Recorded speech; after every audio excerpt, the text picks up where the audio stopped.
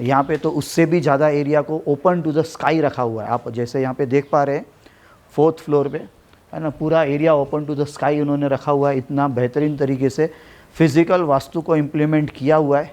Physical vastu को तो बेहतरीन तरीके से उन्होंने यूज़ किया है। एनर्जेटिक लेवल्स पे यहाँ पे जो भी गड़बड़ियाँ थी, है ना, उसको हम रेक्टिफाई वन बाय वन करते जा रहे हैं, और उसके कारण यहाँ पे एनर्जीज़ का फ्लो बढ़ रहा है। और धीरे धीरे जो इनका काम अटक रहा था, जो है ना कहीं ना कोई कारण से हो नहीं पा रहा था, अब वो है ना एक अच्छी रफ्तार पकड़ चुका है। जैसा आपने देखा है ना कि सारे फ्लोरिंग लेवल्स पे काम हो रहा है, बिल्डिंग के लेवल पे काम हो रहा है, प्लम्बिंग का काम हो रहा है, इलेक्ट्रिक का भी काम शुरू हो चुका है। तो सारे लेवल्स पे इंटीरियर्स का अब काम है ना बेहतरीन तरीके से शुरू है, ताकि आने वाले कुछ ही समय में, है ना, 3-4-6 महीने में ये पूरी बिल्डिंग का काम कंप्लीट हो जाएगा, और ये लोग शायद, है ना, दिसंबर के आसपास या दिवाली के आसपास यहाँ पे शिफ्ट भी हो जाएंगे।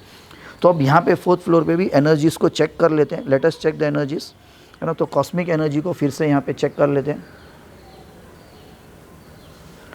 और यहाँ पे आप देख रहे हैं कि कॉस्मिक एनर्जी का फ्लो हमें ज़्यादा भी मिला, क्योंकि ओपन टू द स्काई भी है। तो ऑलमोस्ट 65 to 70% पॉजिटिव मिल रहा है हमें कॉस्मिक एनर्जी का फ्लो। चलो हम टेलुरिक एनर्जीज़ को भी चेक कर लेते हैं। Oh wow, telluric energy was almost 90 to 95% positive, good. और काफ़ी, है ना, बेहतरीन तरीके से भी एनर्जी फ्लो बताया है। जब आपने अगर मूवमेंट ऑफ एंटेना भी देखा तो काफ़ी रैपिड था। अब हम, है ना, ग्लोबल एनर्जीज़ को चेक कर लेते हैं। तो ग्लोबल एनर्जीज़ भी ऑलमोस्ट 100% पॉजिटिव बता रहा है, और रैपिड मूवमेंट था एंटेना का।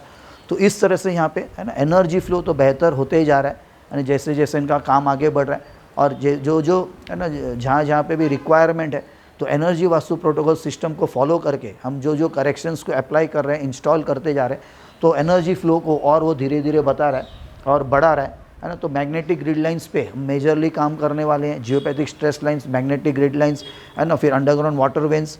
उसके अलावा फिजिकल वास्तु में और भी काफ़ी चीज़ें होती हैं, उस पर हम काम करें। जैसे एनर्जी वास्तु प्रोटोकॉल सिस्टम में, है ना, जो मेन प्रिंसिपल है कि ओनर जो वहाँ पे रहता है, सिर्फ प्रॉपर्टी पे जोर लगा के ऐसा हम नहीं करते हैं, लेकिन उस जोर लगा के जो प्रॉपर्टी पे हम काम करते हैं, उसके कारण फाइनली उस व्यक्ति को रिजल्ट सिर्फ, है ना, वो जोन करेक्शन से ना मिले, लेकिन उसके 7 चक्रास अलाइंड हो। ये हमारा मेन मोटो होता है, जो और कोई भी वास्तु जो हम अप्लाई करते हैं उसमें नहीं हो पाता है। जैसे मैं खुद भी मॉडर्न वास्तु, वैदिक वास्तु वगैरह अप्लाई करता हूँ, लेकिन उससे 7 चक्रस की अलाइनमेंट प्रॉपर्टी आपकी नहीं कर पाता है। उसके लिए हमको एनर्जी वास्तु प्रोटोकॉल सिस्टम्स के जो नॉर्म्स है, जो प्रोटोकॉल्स है, वो फॉलो करने पड़ते हैं, और उसके बेसिस पे करेक्शंस अप्लाई करने पड़ते हैं। क्योंकि कोई भी और सिस्टम में आपने सुना होगा, देखा होगा कि इलेक्ट्रिसिटी की बात नहीं की जाती है, इलेक्ट्रोमैग्नेटिक रेडिएशंस की बात नहीं की जाती है। हाँ, जियोपैथिक स्ट्रेस की या पीवाई एनर्जीज़ की बात करते हैं, लेकिन उसके अलावा भी और बहुत सी एनर्जीज़ है जिसपे अर्थ की एनर्जीज़ है ना, जिस पे कोई बात भी नहीं करता है, चेक भी नहीं करता है, और उसको हार्मोनाइज भी नहीं करता है। तो हम यहाँ पे मैग्नेटिक ग्रिड लाइंस पे काम करने वाले हैं, जियोपैथिक स्ट्रेस लाइंस पे, मैग्नेटिक ग्रिड लाइंस पे, और उसके अलावा, है ना, जो ड्रेनेज के पॉइंट्स हैं उसमें भी खास करके कमोड्स को ही, है ना, अगर आप देखेंगे तो 16 जोन वास्तु से हम करेक्ट करते हैं। उसके अलावा जो ग्रे वाटर या ब्लैक वाटर जाता है, जो एनर्जी को लेके जाता है आपकी प्रॉपर्टी से, उसको हम करेक्शन या उसको रिप्लेनिश नहीं करते हैं। तो हम एनर्जी वास्तु प्रोटोकॉल सिस्टम में उस ग्रे वाटर, ब्लैक वाटर को रिप्लेनिश करते हैं, पानी को नहीं, उसकी एनर्जी को, ताकि आपकी बिल्डिंग, आपकी जो प्रॉपर्टी है उसमें एनर्जी बिल्टअप हो। तो वो करेक्शंस हमने इंस्टॉल किए। इसके कारण जब मैंने आपको टॉयलेट्स में, वॉशरूम्स में एनर्जी चेक करके बताई एंटेना से, तो वहाँ पे उस जोन पे पर्टिकुलरली 100% ही आ रही थी।